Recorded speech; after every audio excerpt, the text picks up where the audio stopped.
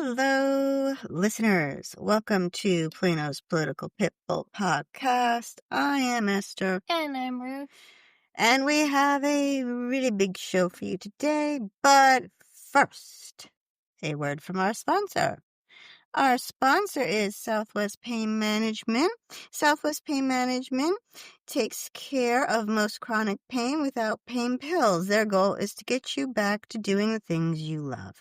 They are also the world's leading long COVID experts. Dr. Groisman sees people from all over the world to treat their long COVID. Southwest Pain Management is in Plano. Please go to their website, reliefbeginshere.com. That's reliefbeginshere.com to see all that they do. So today's show could have been titled, Our Heads May Explode, because we are going to go through some items that could very well make my eyes bleed and Ruth's head explode on our agenda today. So let us try to take some deep cleansing breaths first. Okay, and here we go. So first up, the Texas Constitutional Amendments election. So for all those who do not live in Texas out there, in Texas, we voters can amend the Constitution. And we can do this by voting in an election. And this is one reason why our state's constitution is one of the longest. I think one other state beats us. It's the second largest. Yep, second largest in the U.S. So this year, we have 17 proposition amendments on the ballot to vote on. And your last day, Texans, to go vote is Tuesday, November 4th, 2025. So if you have not voted yet, please get yourself a sample ballot from your county elections website and print it out and do your homework on each proposition. Also, I recommend you bring a filled out sample ballot with you because this year voting is going to be a little different, folks. At least here in Collin and in Dallas counties. So folks, brace yourselves. We will not have computers anymore at the polling locations in Dallas and Collin County. Yeah, Ruth over here. But, however, we've never voted this way. Where I came from, we had actual polling booths that had a curtain, and the ballot was in front of you, and the poll worker put a card behind the ballot. And you'd go in the booth and you'd close the curtain with a big red lever, and you'd see the ballot in front of you, and you'd click little tiny levers, one on each for each race, or in this case, each proposition. And then you would pull that big lever open again, that would cast your vote, and the curtain would open. So yes, this was very different for me. So I voted already. Ruth has not, but I voted already. So I'll tell you what happens. You go in there, and I was the only one there other than the poll workers this day. So you go in and you do what you normally would do. You give them your ID, voter registration card, and they will print you a ballot, an actual paper long ballot with, basically your Scantron. All the propositions will be there, and you have to take it to a little desk with a partition. And sadly, the ballot is longer than the desk that they give you. So that's a little odd. Shaped there. and you take a pen, and the pen is attached to the desk, and you carefully fill in your choice for each proposition. And you go down, and you fill in each choice, being careful not to smudge, not to bend the ballot in any way.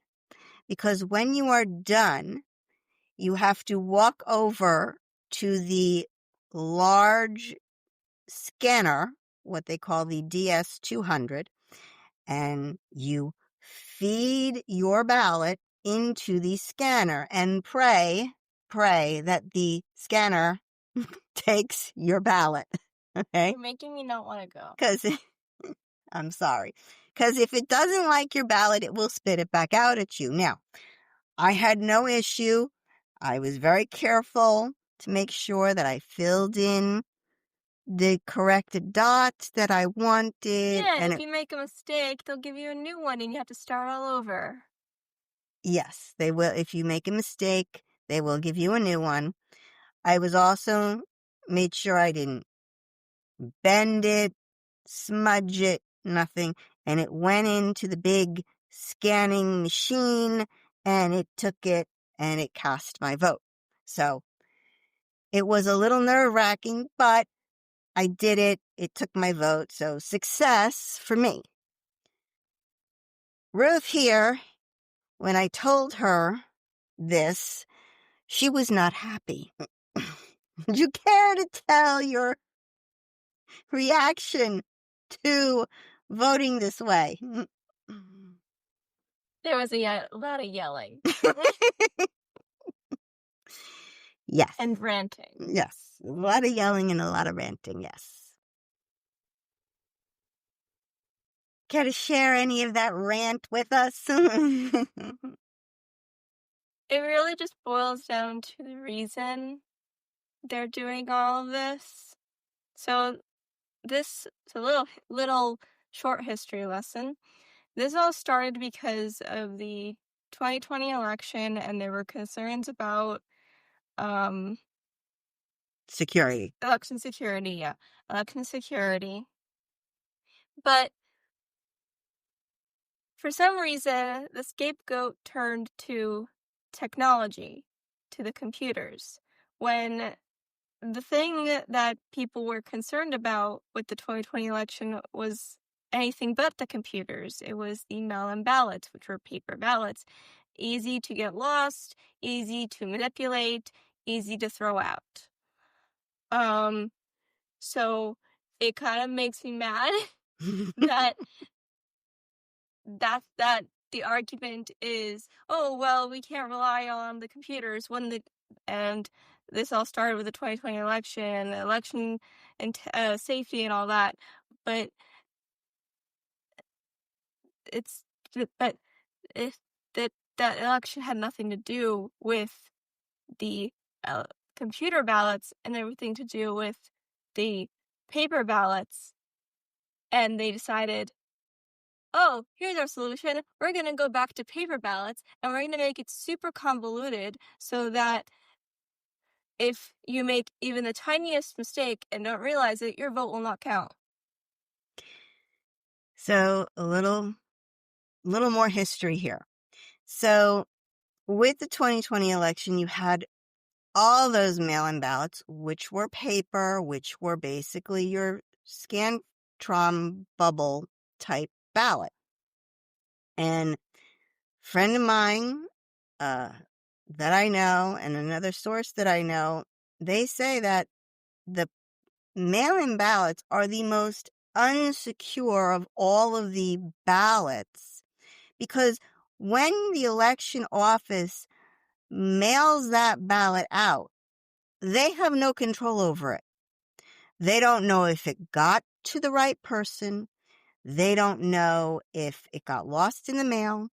And then when if the right person gets it and mails it back, that person has then lost control of that ballot when it goes back in the mail, back to the county office. You have no way of knowing that it got back there. Unless you put a tracker on it, I guess. So And that is not changed. That is still the same problem. The problem that a lot of people had with the way we were voting, let's say last year or the year before that, was we had paper ballots. They would give you a long sheet of paper, you'd feed it in, and you'd make your choices, and then it would print it back out at you, and then you'd put it into the scanning machine. Well, I always double check to make sure that what my ballot printed was what I wanted. But the scanner, it doesn't read words. So if you've ever looked at your ballot once you've printed it out, on the top there are barcodes. The barcodes, that is what the scanner reads. That's your vote. And because people don't read barcodes, the argument was, how do we know that barcode is Biden or is Trump or is whoever I voted for?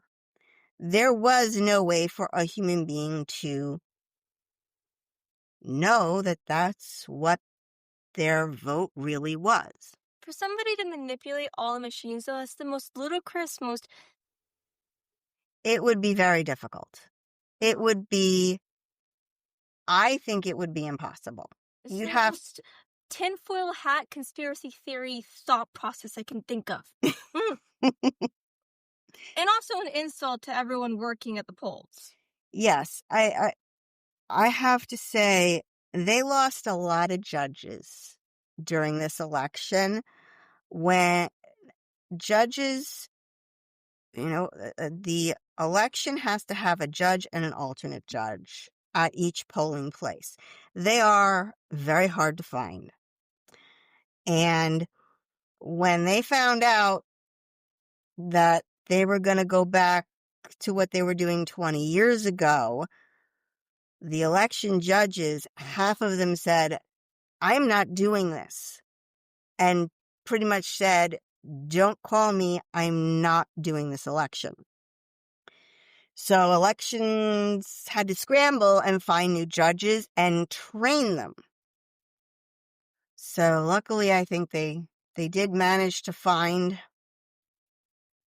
a lot, or I don't know if they managed to find everyone to replace that they lost, but we had an election. Now, luckily, this is a very low turnout election. What I am scared about, and I think what the judges are scared of, is what is going to happen if we do this for the 2026 primary, when you're going to have a lot more people voting. I understand the concern about, well, are the barcodes really saying what we want them to say? But there's got to be a better way than taking a pencil and filling in your bubble.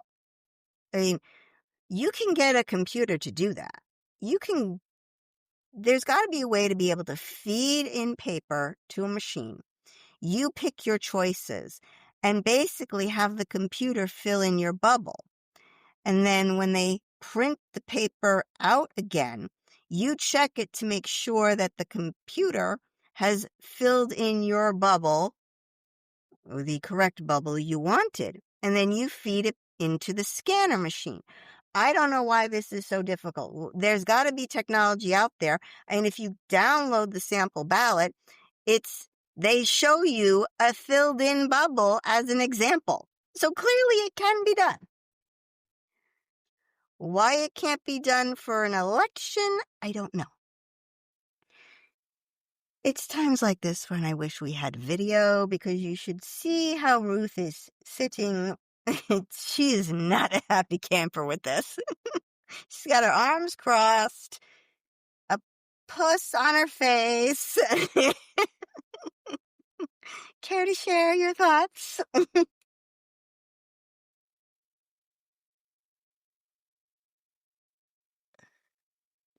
Well, I can tell you that my mother, when I told her the voting procedure now, she tore up the sample ballot I printed out for her and said, "I'm not doing this." She's like, "I can barely read this ballot, this sample ballot."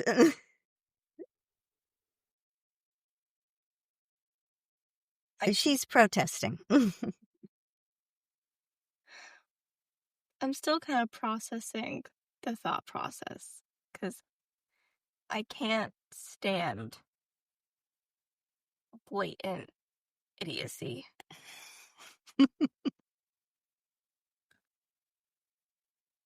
of how we got from point A to point B. Look, I am not for this. I am not. How this was the decided solution to a problem that was then that they then put. My brain can't process it. It's just too stupid. Okay. Yeah, it would be very difficult to hack all of those polling It's not just that stations. though. It's not just that. It's that they just decided, like, Let's go backwards. let's just go backwards in time. Let's just go back to a method that's even less accurate. Mm-hmm. Well, maybe I shouldn't tell you this, but Dallas County, they're gonna hand count their ballots.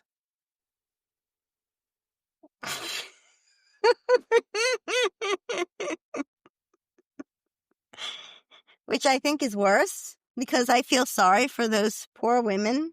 They're gonna go blind.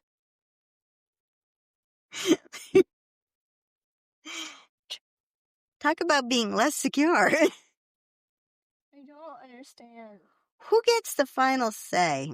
Yeah, if somebody says no, this person voted for Prop 1. No, this person voted against Prop 1. Somebody has to be the deciding factor here. I mean, somebody has to have the final say. Who is that? Is that the judge? And then Dallas County isn't exactly been known for their ethics here. I mean, Collin County is gotten very high marks for their security in the past, for their efficacy. Any audit they've done, they have always passed. So that was the other problem. These judges, they were a little offended, or they were a lot offended, that basically they were being accused of not running an ethical election. Okay. So this started, or really got jump started after the 2020 election. Yes. People were like, it was rigged Yes, and all that. right. What was the one thing that was different in that election compared to all elections before? The pandemic and the amount of mail-in ballots they had. Yes. So we got rid of that, right? No, they're still mail-in ballots. I mean, I think they shored up the who could ask for a mail-in ballot, and you had to request it. Okay, well, and all that.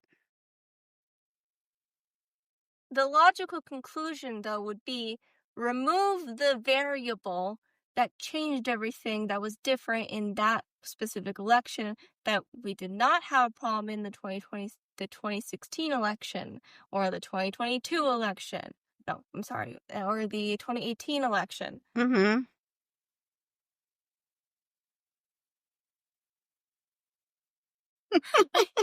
So that would be the logical conclusion, right? That would make sense to me. So this leads me to believe that wanting to hand count the ballots, wanting to go back to paper and scantrons that they did 20 years ago. This is not because of the 2020 election or actual concerns about election security. This is a war on technology.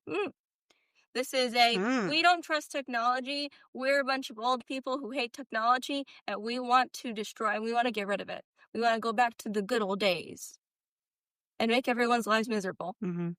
Which, if the good old days were so good, why did we change to computers? Exactly. There has always been election fraud. There will always be election fraud, no matter how secure you make it. The point of the computers was to make it harder. And they're not attached to, there's no Wi-Fi. They're not attached to the internet, so they cannot be hacked. In order to hack it, you would need to be on the inside. Mm-hmm. And you would need to rig every single one of those machines from the inside. Yeah. Do you know how hard that is? Not your average person can do that. No. So that limits the amount of fraud that there can be. It will not eliminate it. You cannot eliminate it. People are going to find a way, but you can minimize it. So going backwards and essentially making it easier is so... I can't stand it. Okay. I think we've reached boiling point. Can't stand the lunacy. The deductive reasoning is not coherent. It's not reason. Like I said, I think that this isn't rocket science here, folks. I think if we can have a machine where we can stick in the paper. Like you had a good idea the other day of instead of us filling in the bubbles with the pen, you have the bubbles, but they're filled in by the printer.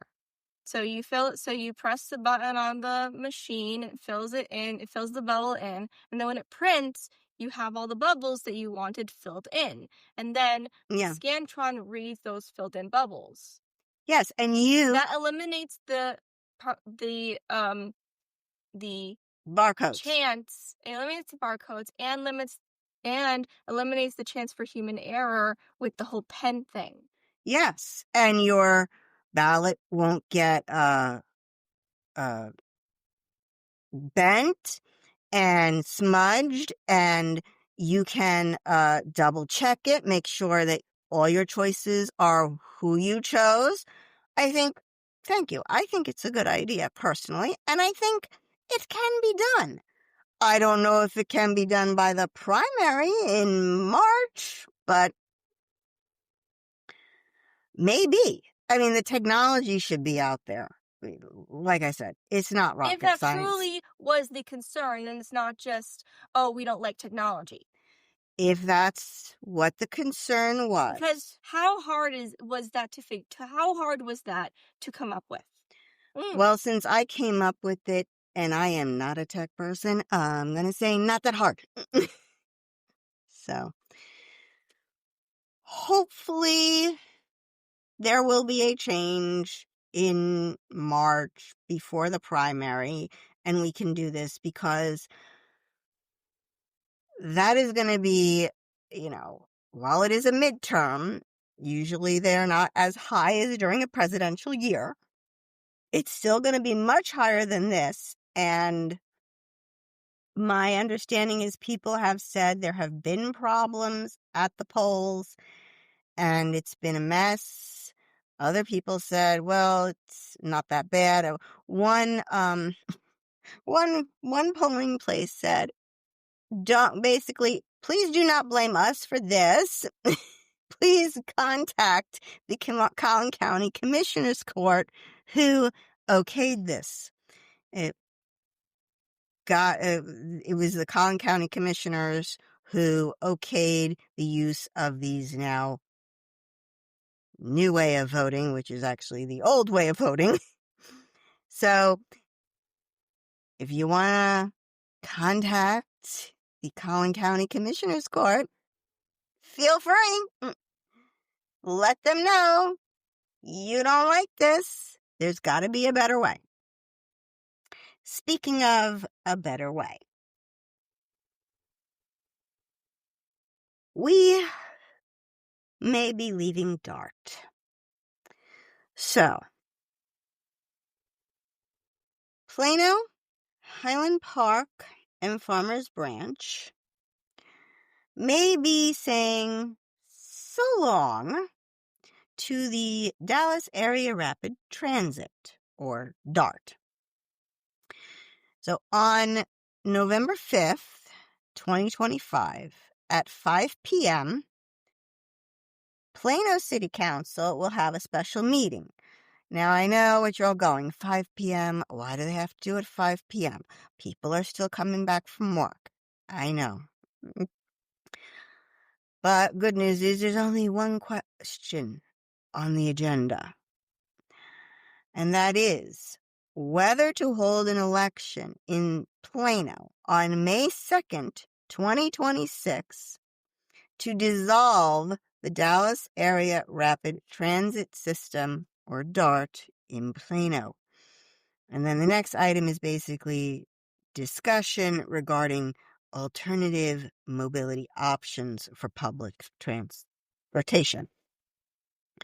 So we have talked about Plano's problems with DART before, but just to recap, Plano puts in about $109 million into DART.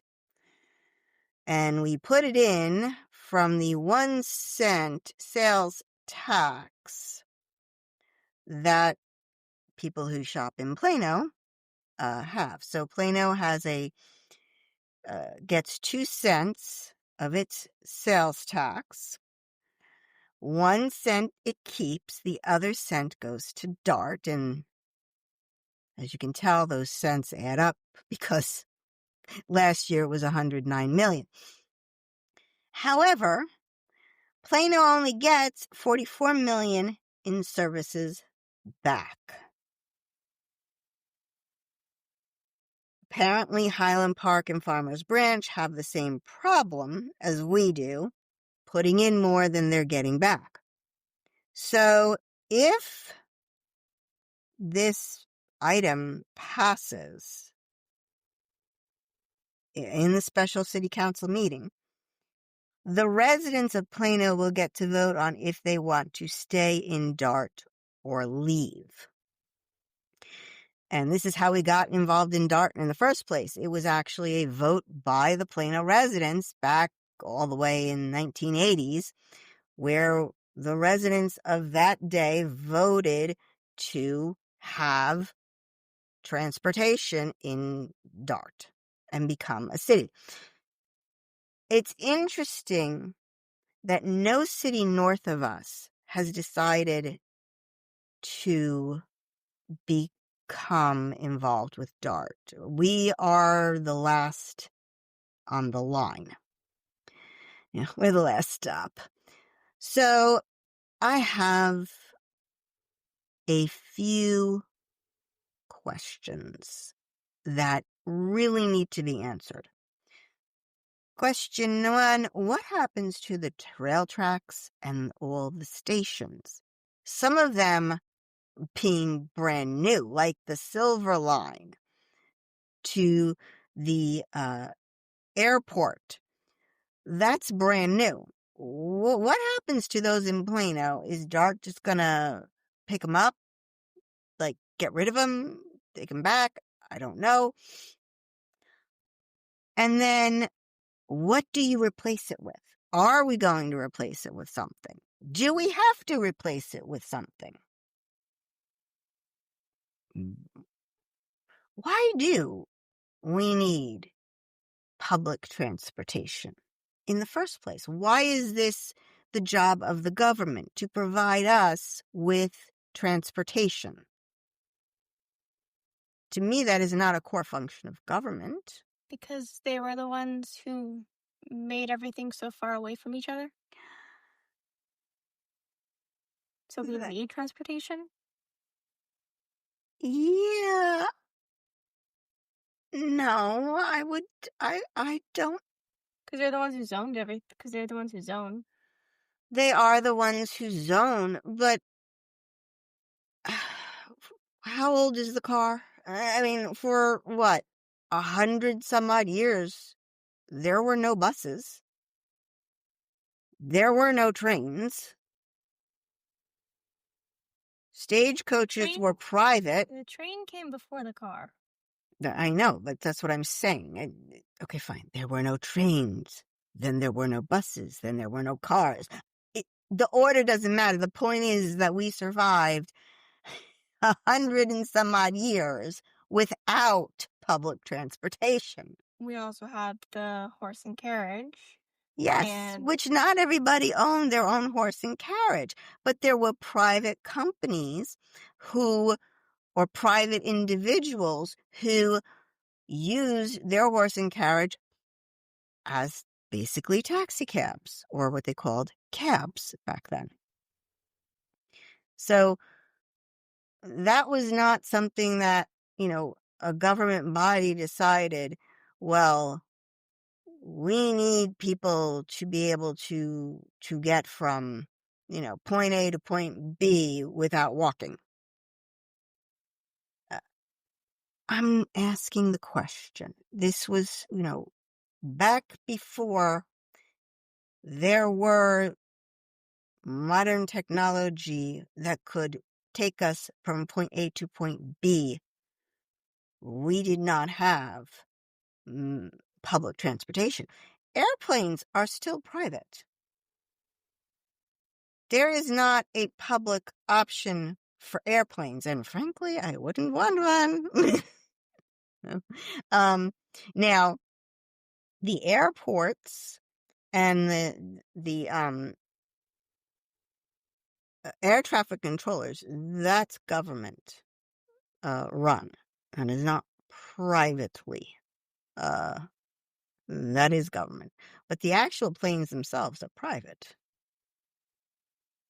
So, just a thought. I mean, why is this a government job? And a lot of other cities don't have this. Allen, McKinney, Prosper, Parker, Melissa, they don't have this. We are the last stop on the line. I don't know. Ask someone who uses public transportation because I don't use it. That's the other thing. Well, that's the other problem. The buses are mostly empty. You could walk there faster than it takes you to go by bus. We don't live near the railway station, so you've got to take the car to the station and then take the train to Dallas, to where you want to go. That's pretty stupid. If you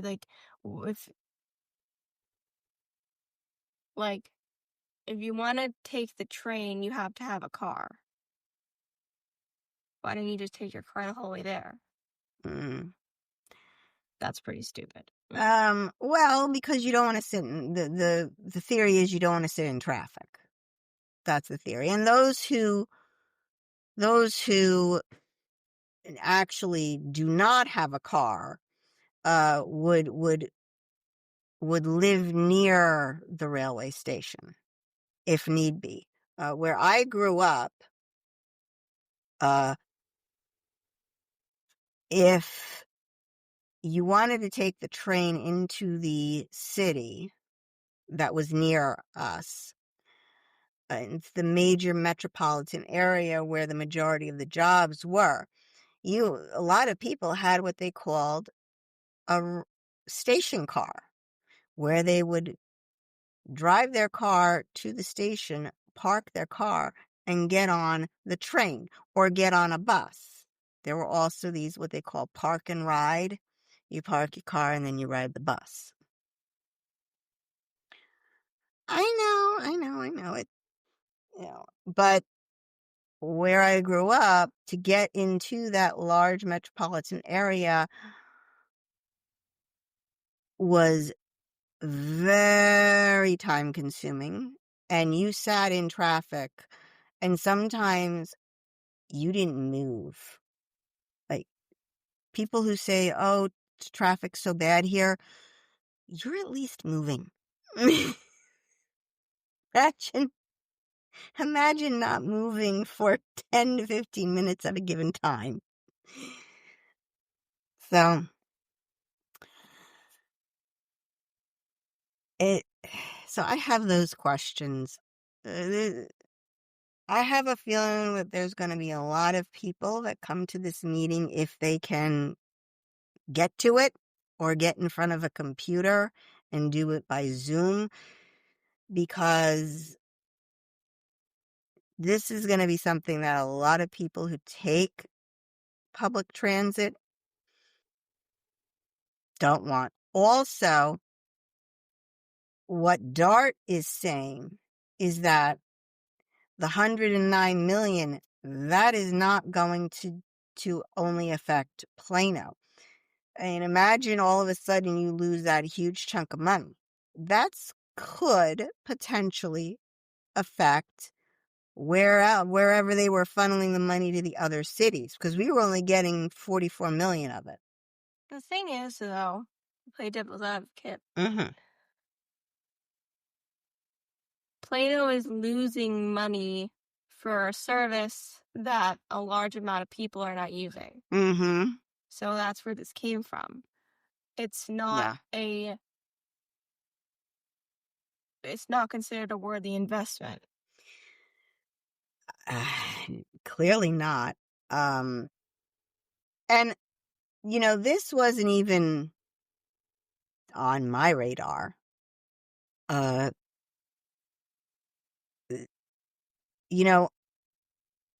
I know that Plano has been trying to work with DART for a while on trying to get better service, more routes, faster routes, maybe shorter routes, because, I mean, if it's going to take you an hour to go up the road and you could walk faster, there's no point in having it.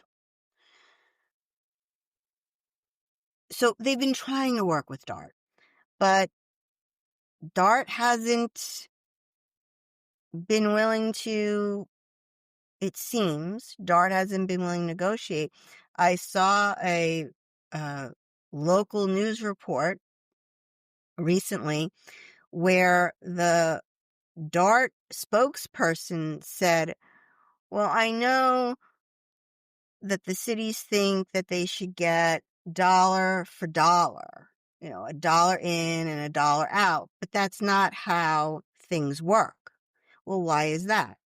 Why is Plano basically subsidizing service for Dallas? Why is that not how things work? People would like to see a return. People don't want to lose money, especially an entire city. That's No. a lot of money that that residents are paying Mm-hmm. for something that a large percentage aren't using and that we're losing. Yes. That could go to things that actually matter to the people, to the larger population, and would help everyone. For $109 million, I wonder if we could just give everybody a Lyft voucher or an Uber voucher. Here, go wherever you want. Or like a card with money on it, and here, take this card, and for your cab. DART is a business. They should understand that losing money is bad. Well, that's the other problem. DART, while you think it's a business, it's government run in a way. It's controlled by a body It's not private. If it was private, it would charge the necessary amount for the service it was given. The reason why we pay in so much is because they can't fund themselves on ticket prices. They're not charging enough. So the cities are forking over money to basically keep DART in the red, or in the black, I should say. Because if we weren't giving them the money, they'd be they'd be bankrupt. A privately owned, in this case, train would charge, or bus would charge what it would cost to run that train. It probably wouldn't be affordable, though, I don't know. to the people who need to use it. I don't know. That would be a question that only DART could answer. Like, how much would you have to charge for a ticket if you were actually going to do this like a business and at least want to break even? So, if you're interested in this, go to the meeting November 5th, 2025 at 5 p.m. at the Plano City Hall. Good luck, folks, with however you stand. I really don't have a dog in this hunt because I don't use public transit. I'm just letting you all know what's gonna happen, what's out there. It's up to you guys. So, now it's my turn to be angry and upset.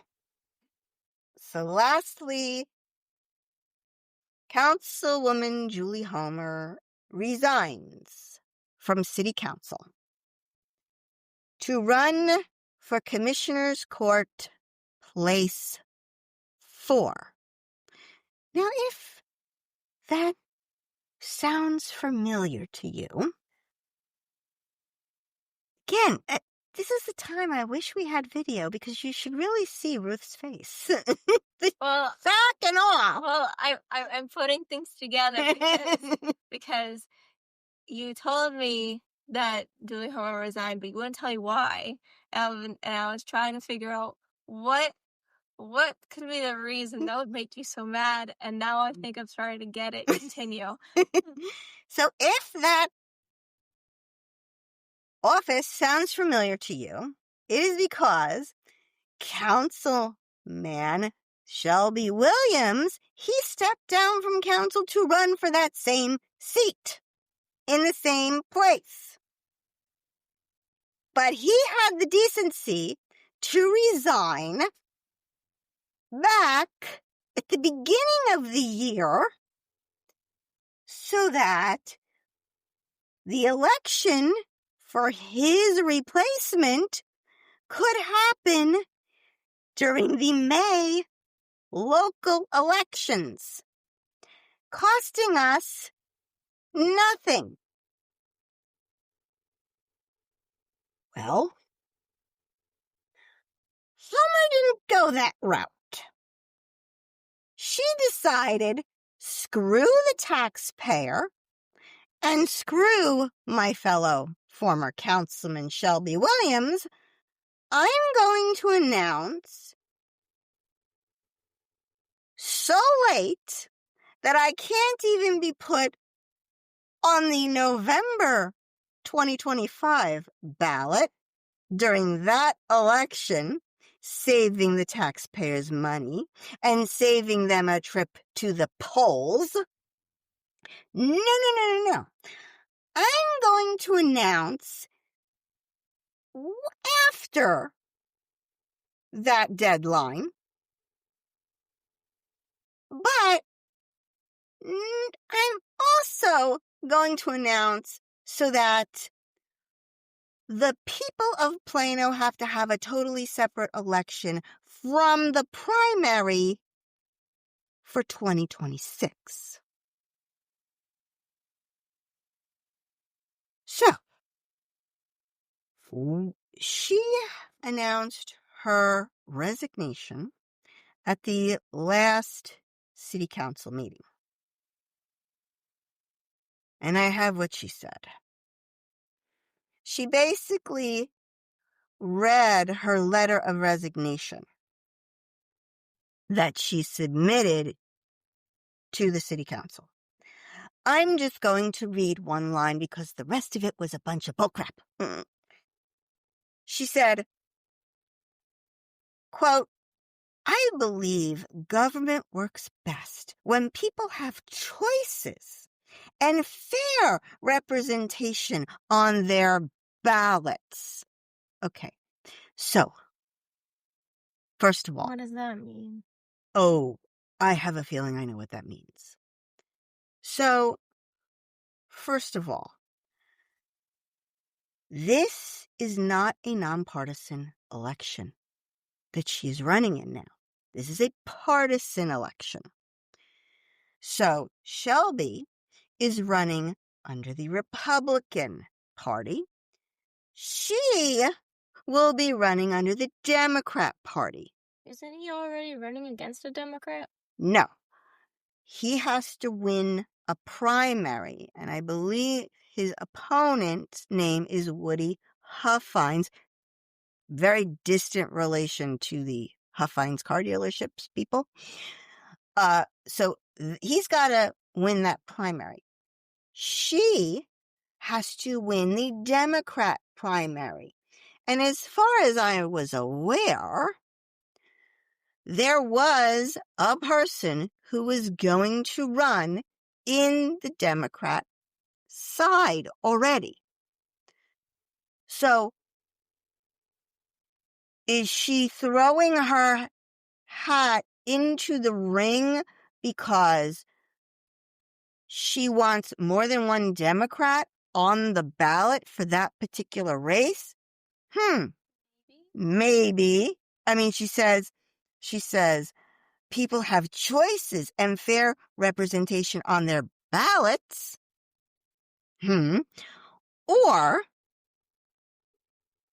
Or does she think that Shelby will win the primary?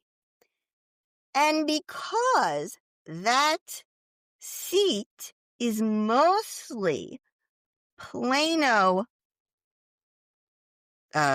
people in that district, the district is basically mostly made up of Plano. It's a huge chunk of Plano. I think it's got a little bit of Allen in there. And maybe a little bit of Dallas. But a huge chunk of Plano. Does she think, because it's mostly Plano, that Shelby is going to win the primary, and then, because a lot of people liked Shelby in Plano, she thinks that he's going to win in the general, and she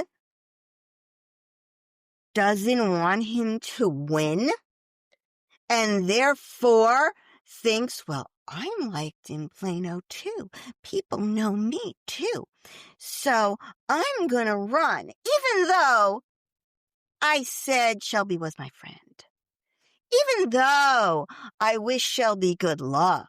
Even though I said, I'm going to miss Shelby on council. Talk about being stabbed in the back. Okay, so while I agree that that's a pretty low blow to do that to someone who was a colleague, who was essentially a colleague, I think based on the fact that she's going to be running in the Democrat primary against someone who was going to be run unopposed. Maybe. Possibly. Up to this point, we don't know if anyone else was gonna put their hat in. But let me finish. Yes. Based on what she said, that people should have choices on the ballot, I think this is about the Democrat primary and wanting the Democrat who is running to have an opposition. That She thinks that she's the right fit, that she's that person. I'm not buying that. Nope, not for a minute.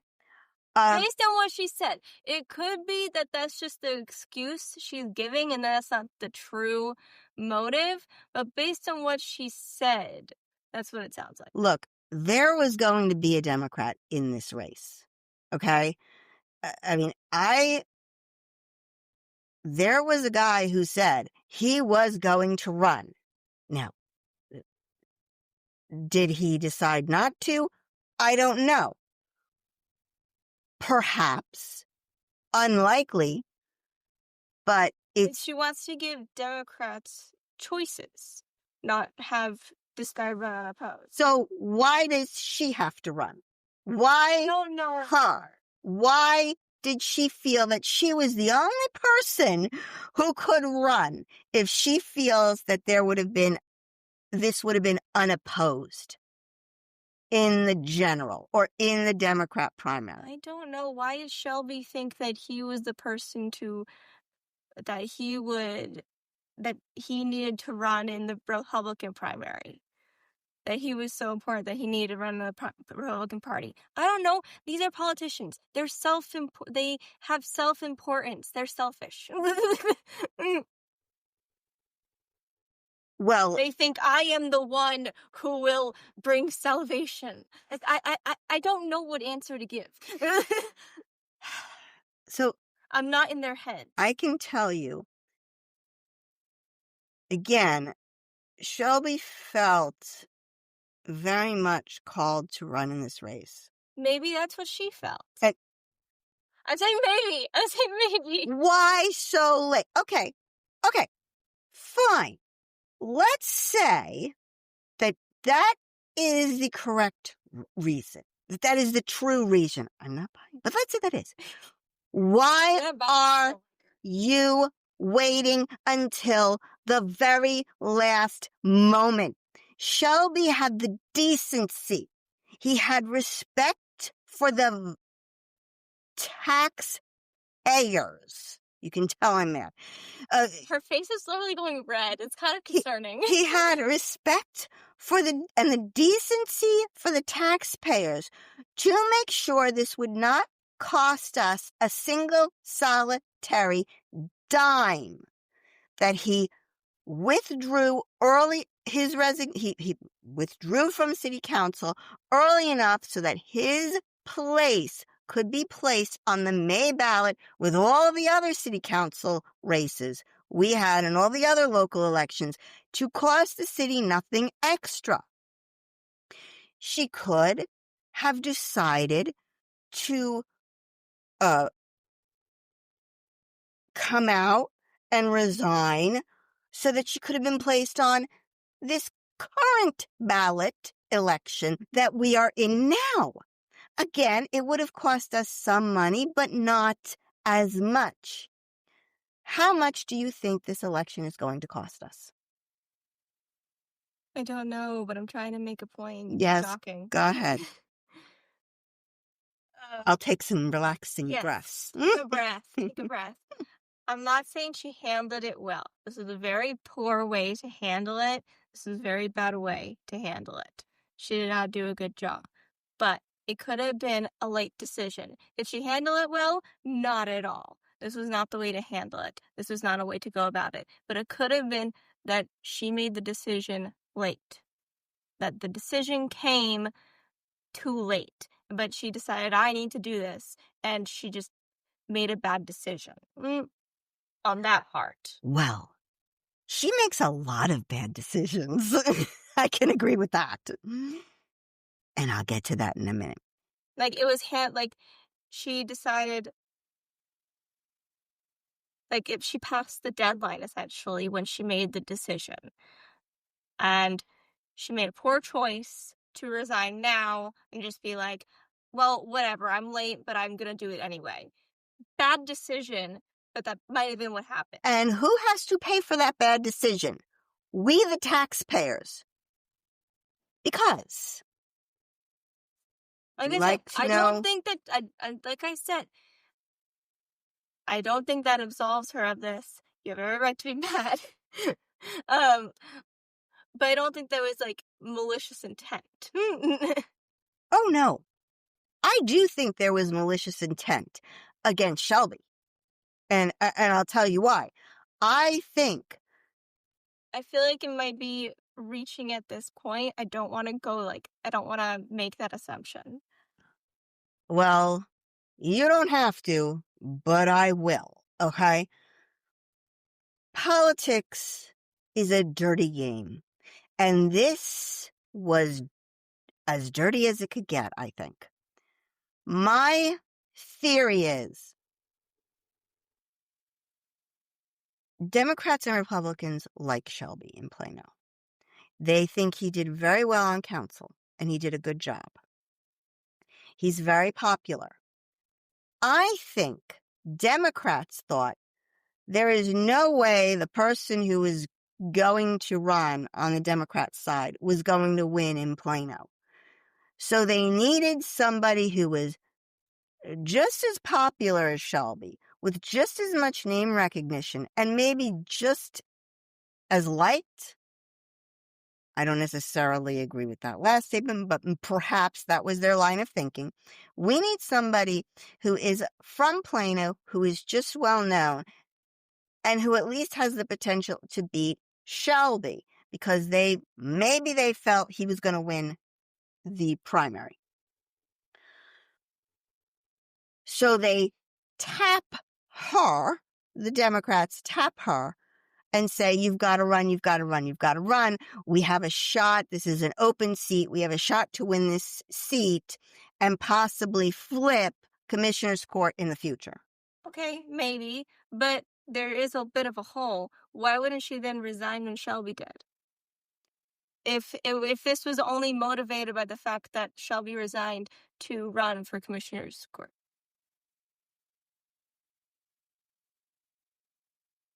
Perhaps there is, Could, like I said, perhaps there's some inner poles that are at work here. Nothing is done in politics without some strategy. A person is not going to throw their head or hat into the ring unless they think they don't have a good chance of winning. Maybe. Like, I find that people's reasons for doing things, it's never just one thing. It's usually a combination of things. So maybe there's a combination going on here where maybe Shelby was seen as a threat to the Democrat Party. She's part of it. And maybe she felt, oh, this guy running the Democrats is not going to win. And and I want to give people the choice to pick the better person. Hence the give people choices speech. Like, there could be some truth to it, even though it's not the whole story.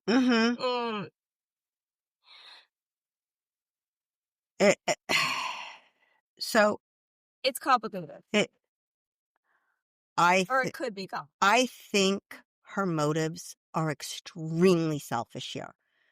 Oh, yeah, it was definitely a selfish decision, no matter what the reason. It's definitely a selfish decision. Because now, here's what we have to do. To fill that spot, they're going to call for a special election on November 10th, the city council. November 11th to December 1st is the filing period. And if you want to file, you need 103 signatures. On the petition and the packet, that you will need to fill out is going to be available on the city website. January 14th to the 27th is early voting. January 31st will be election day. A month later, we have the primaries. Early voting will start in February, generally the last 2 weeks of February, and then the first Tuesday in March will be actual election day.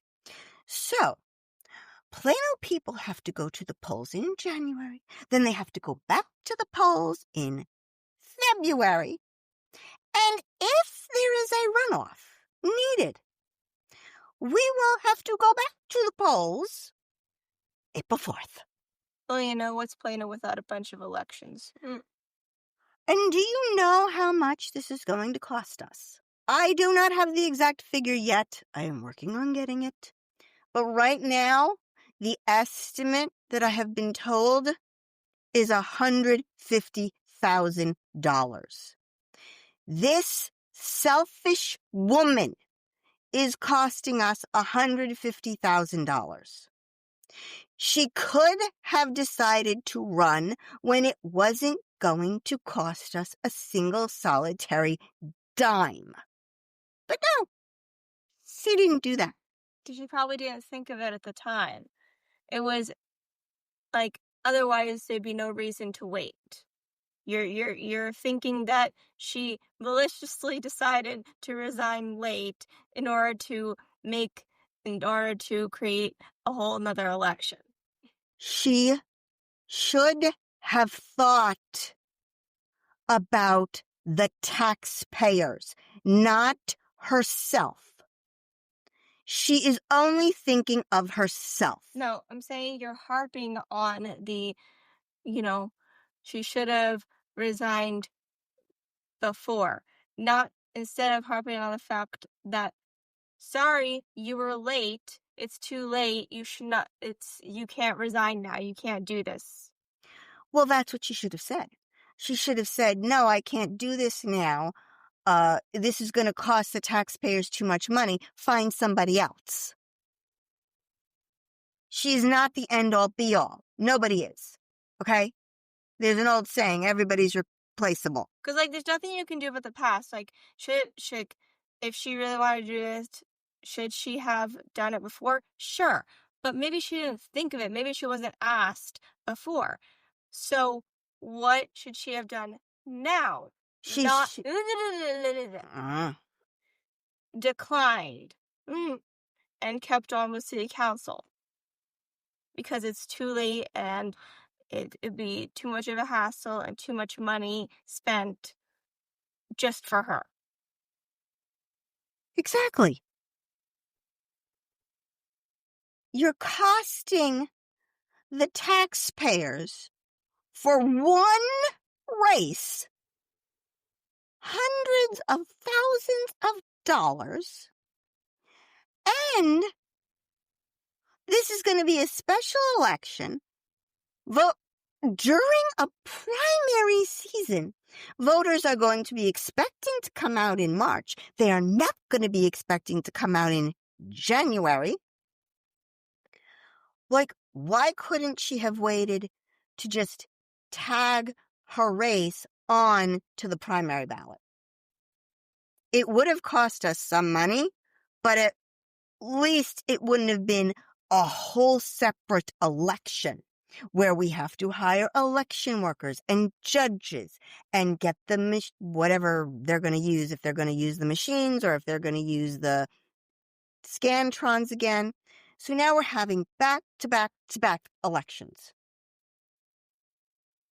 The selfishness, that is what gets me. The no regard for taxpayer money, that is what gets me. When has a government official ever cared about taxpayer money, ever not been selfish?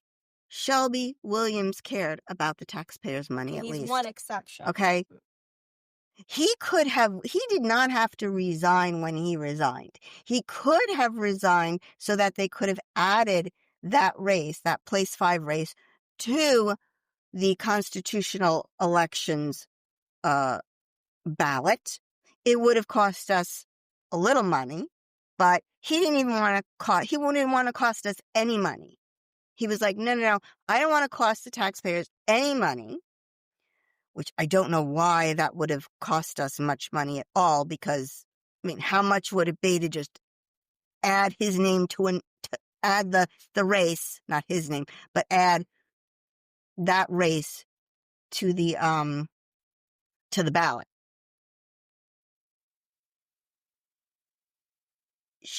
So he was like, no, I'm not going to do that. I don't want to cost the taxpayers any additional money. I'm just going to resign so that we have that my seat, my place will be on the May ballot, and it's not going to cost the taxpayers a dime. She didn't do that.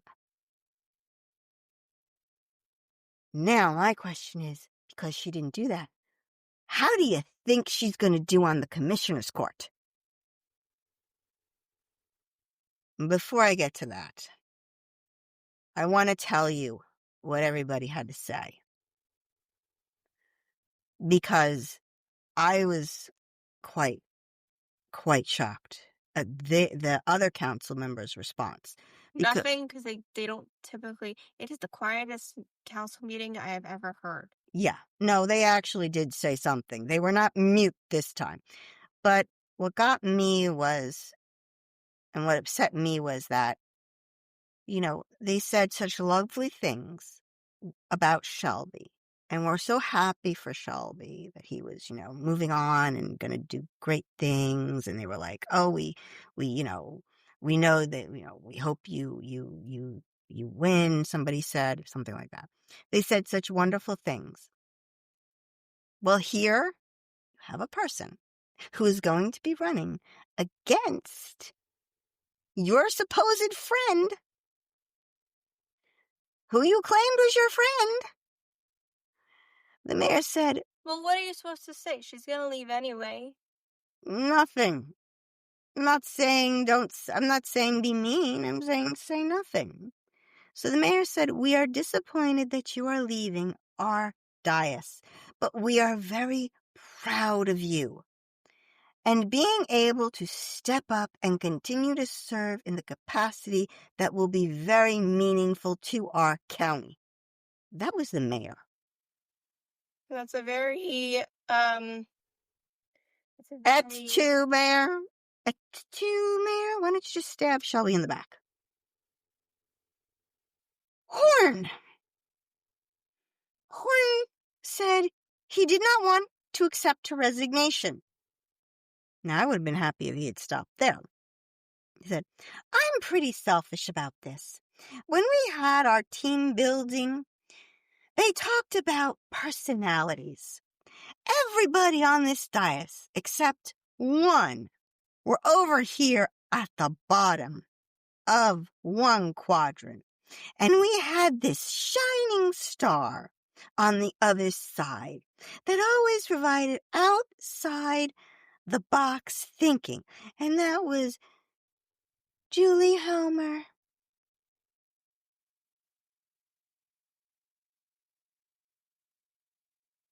They're just being nice and supportive to her. And I will miss her. They're just being nice and supportive to her. 2, they're very blanket, like, not, like, sanitary farewells, okay? That you would I don't take this as sanitary. One shining star? And 2, I really don't. I don't take stock in any of it. And 2, they said this on camera. They have to be supportive of her because she has supporters. Yes, but it sounds like they're supporting her running against Shelby. Like, I think you just feel that because you don't like her and you like Shelby and you feel like she's stabbing him in the back and is a threat. Okay. I think you're letting your personal feelings cloud your judgment just a little bit. So, You're reading into it too much, is what I'm saying. There's nothing here that, I mean, I'm sure they said the same thing to Shelby. Well, they sort of did. That's the thing. Exactly. That's why it doesn't mean anything. They Well, would say this to anybody. but see, that's the thing. Then they're not being genuine. Who said they had to be genuine? I'm not mad. I'm not. That's what I meant by sanitary. They would say this to anybody. It doesn't matter. So then, This is just blanket statements for somebody leaving. what they said to Shelby was meaningless. I thought, oh, aren't they being so... When they said this to Shelby, very similar. Oh, we really like you. We really care about you. We consider you a friend. We've enjoyed you on council. Yeah, that's just what you say. You know, we know you'll do a great job. Maria, too, didn't want him to go. Maria, she was like, I don't want you to go. No, He's a friend. They're both friends. They were both friends. So they're saying this stuff to be nice and because they're sad that their friend is leaving. They don't care about it. It's not about the political stuff. It's about... you don't think that this is about you don't think this has anything to do with the rape? It might not be. If they said the exact same things to Shelby, essentially, that they're saying to her, then it doesn't have to do with that. I think it's two-faced. I honestly think it's two-faced. It's like, or it's what you said to him is meaningless and you're just a bunch of liars, or just, niceties or fake or phony, and you really didn't mean anything you said. Because you can't be saying to one person, oh, whatever you touch will turn to gold. Like, you can't be saying that to one thing, to one person, and be saying something similar to another when they're both running against each other now, or might run against each other now. I mean, they both have to win their primaries, okay? But potentially they could both be running against each other. Is that what they're hoping for? I don't know. Let's just assume for a second. I don't know their personal relationships with each other. Let's just assume for a second that they were all friends, and when Shelby left, it was like a colleague or a friend leaving, and that's a sad thing, Mm-hmm. And so you have the whole farewells and the niceties and the goodbye speeches like they have here. Mm-hmm. And then they have another friend who is on the opposite party, who's opposite beliefs. I mean, it's not as common anymore today, but you Mm-hmm. used to have friend groups that, you have one friend who's on this side and the other friend on Mm-hmm. this side, and they're gonna butt heads. Well, what are you gonna do? Take a side? Well, they will have to take a side eventually. If they both win their respective primaries, they are going to have to choose. Well, maybe they're not gonna go. Maybe they don't want to win their face. Also, she's going to leave anyway, so there's no reason to not give her the same goodbye that Shelby got and be mean. I'm not saying be mean. You're saying ignore her. I'm saying we're sorry to see you go. Then that's it. That's not fair. That's not fair.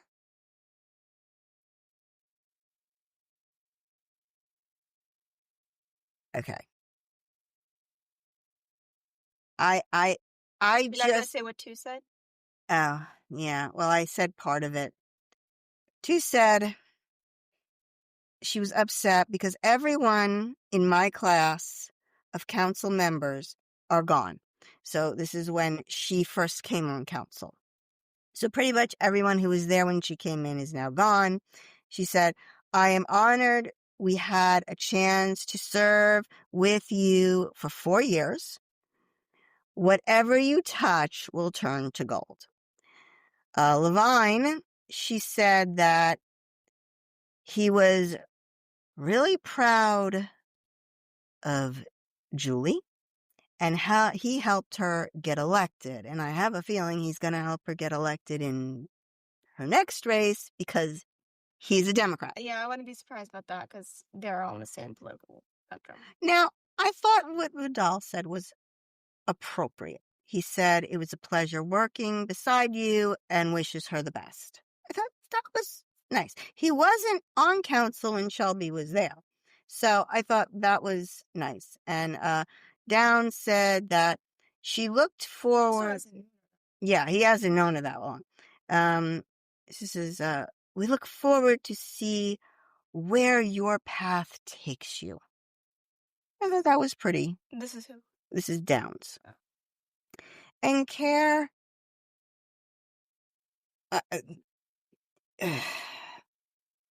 you, some of you might find this gag worthy. Care said he aspires to be the same kind of council person she is. I thought that was a little over the top.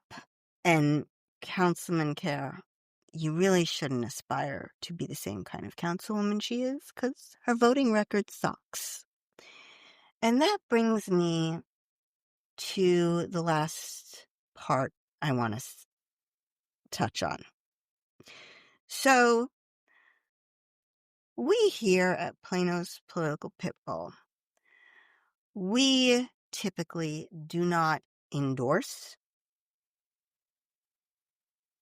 We really only cover, usually, the local elections, and they are nonpartisan. So we've never really gotten involved in partisan politics aside from the Mamdani issue, but he's not a Democrat and he's not a Republican. So, a communist to me is sort of an outlier there. We typically have never gotten involved in Democrat versus Republican before. So this race has now put us in a precarious position, one that we've never found ourselves in. We are very much on the record of how we have felt about these two council people because we have watched them, we have commented on their work on city council. So for us to be quiet now would be very hypocritical of us. And we really can't. It's impossible. We are on the record.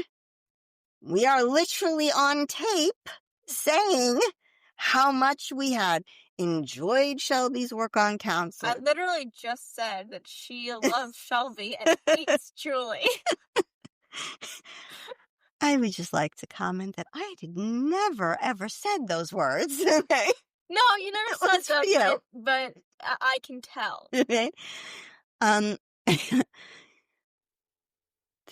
So we are on the record about how we feel about these council people. I am clearly on the record about how Julie Homer has voted in the past and how I think she has voted wrong. She just voted to raise our property taxes. And you just went on a huge rant about how selfish she is. Yes, because she is now costing the Plano people money.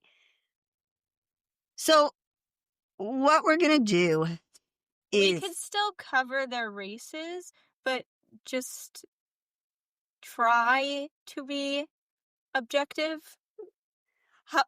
I know how hard that is for you, but you could try. Okay. So I think this is what I think we should do. I think we should stay out of the primaries because each one, Shelby has an opponent. Like I said, his name is Woody Huffines. I know very little about him. Almost nothing. So I really can't speak on him. So he's got an opponent. He's got to win his primary first. Julie Homer has to win a primary. I think we should stay out of the primaries. If each of them wins the primary and are running against each other, Oh, that would be interesting. I'm sorry, it's going to be fair game. Okay? Because I know exactly what each of them have done. I keep notes on the city council meetings for this podcast and for Plano's Political Pitbull. That's my job. So I know how they voted. I know their records. For example, I know my tax bill went up a lot. She just voted to raise our drainage fees, our trash fee. Okay? I know all this stuff. There's no way. It would not be ethical for me to say, or for us to say, yeah, we're staying out of this one. Even though we have clearly are on record about how we feel each of these folks have done at their city council jobs. So we're going to stay out of the primary. We're going to let the Republicans and the Democrats hash that out. And then when that dust settles, and if Julie and Shelby are running against each other, we'll let you know what we think. And we'll, like I said, it's going to be open season. Okay? I hope that each win their primaries now, because that would be so interesting. It'd be so interesting. It would be kind of fun, and it would be good for the podcast. But I'm not even I'm not talking about the podcast. I'm just talking about real life. I mean, these two people who work together going against each other like that would be so interesting. yeah, and that's Hashing it out, Yeah, and that's like, wow. one other reason why I'm so mad. I mean, you called yourself a friend. I'm sorry. Friends don't run against friends. You just don't do that. And if each of them wins, that's what you're going to be doing, Miss Homer. Do we even know if she liked him? She claimed she did. She said she did. Yeah, people can say anything. I mean, I don't know. I thought they all liked each other, got along with one another. But maybe she was just putting on a show. Maybe she's a big fat liar. I don't know. If it were me, if I were in Shelby's shoes, I would feel like I had been stabbed in the back. But that's me. So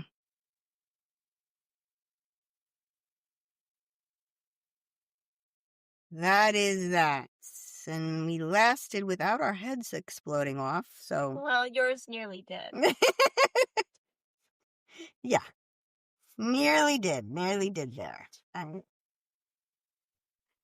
I was not happy about that. I was really not happy about the fact that it's going to cost us a lot of money to put on an election so that woman could run for another office. That's what really infuriated me. Yeah, also that's more recent news, and I had some time to simmer down with the election, the ballot stuff, so you're a bit more heated than Yeah. I was. because I had some time to simmer. All right. Okay, now for some cuteness, because we need a cuteness Yes. in our life here, because I need, Because I need, Zeus is still up for adoption, mm-hmm, the cutie patootie. mm-hmm, He is a friendly boy who's about 5 years of age. He's a smart dog and will make a great companion. He's a playful dog who is never cleaned by his owner. And one of his eyes has a genetic defect, but it doesn't slow him down. He's active and sweet, and he just really wants a new home. He's so affectionate and just a love bug, and please, please help him find a new home. So if you're interested in hearing more about Zeus or seeing more about Zeus, please go to our website, www.planospoliticalpitbull.com, and click on the link, Pitbulls Up for Adoption. That is going to be all for us today. Please remember to like, share, and subscribe. It helps us with those pesky algorithms. This is Esther And this is Ruth. for Plano's Political Pitbull, signing off.